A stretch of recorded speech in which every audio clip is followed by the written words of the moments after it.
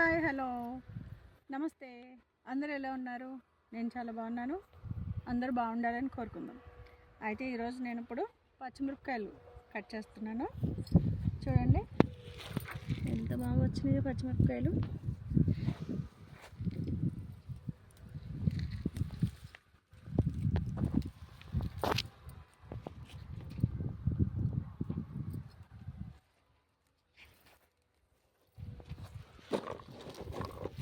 చూసారా, నాటు మిర్చి అన్నమాట.